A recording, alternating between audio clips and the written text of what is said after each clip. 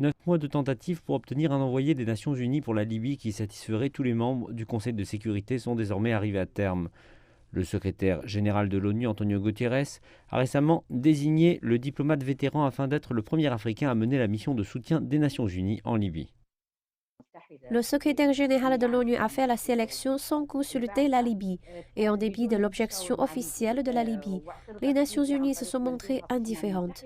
C'est un bon signe que le Conseil de sécurité de l'ONU est finalement convenu d'un nouvel émissaire. Le gouvernement d'unité nationale libyen, basé dans l'ouest du pays et dirigé par Abdulhamid Dbeiba, a initialement rejeté la nomination de Bathily. Mais après que le Conseil de sécurité de l'ONU a approuvé la nomination, il a déclaré qu'il coopérerait avec lui.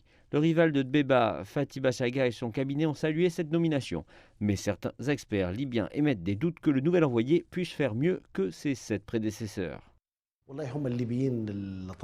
Les factions libyennes ne sont pas d'accord. Chaque groupe a son propre agenda et s'y tient. Par conséquent, je pense qu'Abdoulaye n'aura pas beaucoup de chance durant sa mission, en particulier avec les divisions des forces militaires, des institutions financières, du différend sur la fondation constitutionnelle et les élections. Je pense surtout que sans la mission de l'ONU, les mouvements populaires peuvent pousser les politiciens dans le sens qu'il leur plaît. L'implication de la mission de l'ONU pourrait compliquer l'arène politique libyenne à l'avenir.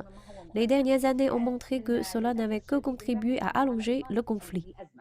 Bathily va apporter avec lui 40 années d'expérience diplomatique. Il a travaillé pour les Nations Unies afin de résoudre quelques-uns des conflits les plus difficiles de l'Afrique, dont ceux au Mali, en Afrique centrale, en Afrique de l'Ouest et à Madagascar.